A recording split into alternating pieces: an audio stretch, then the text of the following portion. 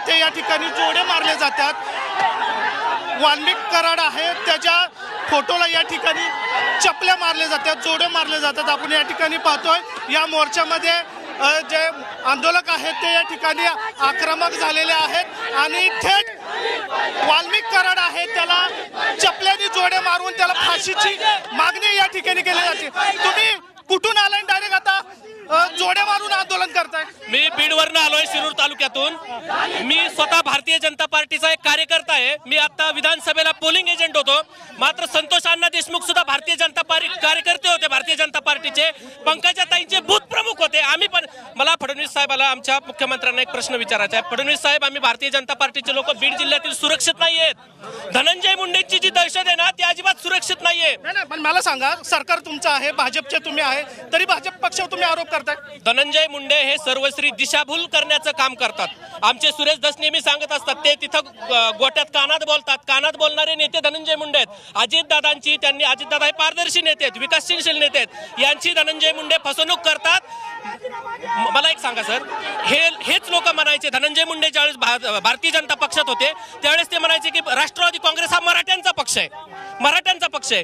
आणि त्याच भारतीय जनता पार्टीतून त्यांनी प्रवेश केला राष्ट्रवादीत आणि आज मराठ्यांना ते गाडी खाली घालतात, टायर खाली घालतात, वाळू खाली घालतात, जीवे मारतात आणि ते मराठ्याची हुजूरी करतात। मग तुम्ही तुमच्या पक्ष शिवसेना याची तक्रार करणार आहे का? हो, रितसर करणार आहे। आम्ही फडणवीस साहेबांना येत्या काही दिवसात आमचे नेते सुरेश अण्णा धस यांच्या मार्गदर्शनाखाली एक कमिटी नेमून भेटणार आहोत फडणवीस साहेबांना आणि ह्या गोष्टी सांगणार आहेत फडणवीस साहेबांना। आणि आमच्या भारतीय जनता पार्टीचा व आज एक मराठा म्हणून महाराष्ट्रातील मराठ्यांचा फडणवीस साहेबांवरती विश्वास आहे। कणखर गृहमंत्री तथा मुख्यमंत्री फडणवीस साहेब आम्हाला न्याय देतील। सर, तांदळे नावाचे इसम पोलीस सीबीआयच्या आणि त्या लोकांना दादागिरी करतात। विघ्ने नावाचा कार्यकर्ता किंवा दराडे नावाचा PI हे करतो। सर, लोकसभेला बांगर नावाच्या API ने या ठिकाणी आता जोडे मारले जातात, चपलीने जोडे मारतात। तुम्ही वाल्मिक कराडच्या प्रतिमेला आता जोडे मारतात। सर, मला एक सांगा, हे लोक म्हणतात की वाल्मिक कराड याच्यात दोषी नाहीत। वाल्मिक कराड का दोषी नाहीत? वाल्मिक कराड हे पंकजाताई काय म्हटल्या, धनंजय मुंडेंचं पानही देखील हालत नाही, तर वाल्मिक कराडला 302 मध्ये आरोपी केला पाहिजे, म्हणून हा लोकांचा रोष आहे। नक्कीच या ठिकाणी तुम्ही पाहताय हे जे लोक आहेत ते या ठिकाणी हातात चपला घेऊन आहेत ते वाल्मिक कराड यांच्या फोटोला जोडे मारत असल्याचं या ठिकाणी पाहायला मिळतं।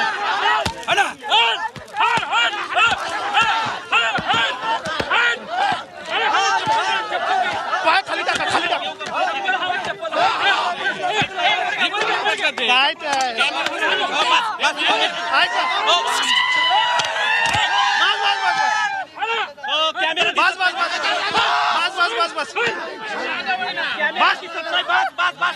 तुम्ही का चपले जोडच सुरुवात केली? चपल्याने त्याला मारायला सुरुवात, चपल्याने मारण्याच्या लायकीचाच आहे, त्याच्यामुळे तर एवढी दहशत झालेली। तो प्रत्येक वेळी असा हेच कटकारस्थान त्यांनीच केलंय आणि सगळ्यात पहिली त्याच्यावरतीच मोका लागला पाहिजे। त्यामुळे आम्ही त्याच्यावरती चपलाने मारणं कमीच आहे त्याला। तुम्ही कुठून आलात? आम्ही लातूरवरून आलेलो आहे, इथं पुणे वारजेवाडीवरून। या ठिकाणी तुम्ही पाहताय की जे आंदोलक आहेत ते या ठिकाणी आक्रमक झालेले आहेत आणि त्यांनी थेट या ठिकाणी वाल्मिक कराडकर आहेत त्याच्या प्रतिमेला चपल्याने मारलेला आपल्याला पाहायला मिळतं। कॅमेरामॅन नितीन सांबरसह दिवस मीडिया पुणे। तर आपण ही पुण्यातली दृश्य पाहतोय। पुण्यामध्ये जन आक्रोश मोर्चाला सुरुवात झालेली आहे। वाल्मिक कराड याच्या फोटोला जोडे मारून आंदोलन केलं जात आहे। आंदोलक मोठ्या संख्येने इथे जमलेले आहेत, हातामध्ये फाशी सुद्धा त्यांनी घेतलेली आहे आणि आंदोलकांनी आक्रमकपणे एकच मागणी केलेली आहे, आम्हाला न्याय द्या आणि आरोपींना फाशीची शिक्षा द्या।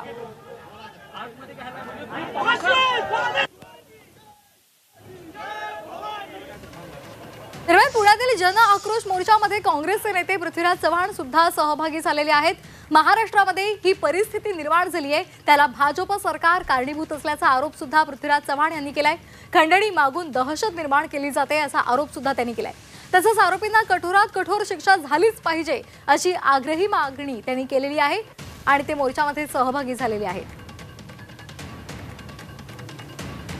आणि अशा प्रकारची दहशत निर्माण केली जाते की तुम्ही जर खंडणी केली आम्हाला दिली नाही, काही लोकांना राजकीय व्यक्तींना जर खंडणी दिली नाही तर तुम्हाला इथं काम करता येणार नाही, मी तुम्हाला काम करू देणार नाही. हे वातावरण जर महाराष्ट्रात जर कायम राहिलं तर कोण गुंतवणूक करेल महाराष्ट्रामध्ये? आणि याला मुख्यमंत्री जबाबदार आहेत. त्यांनी लवकरात लवकर दोषींना शिक्षा होईल आणि शिक्षा झाली असं महाराष्ट्राला दिसेल, देशाला दिसेल, हे आम्हाला पाहिजे.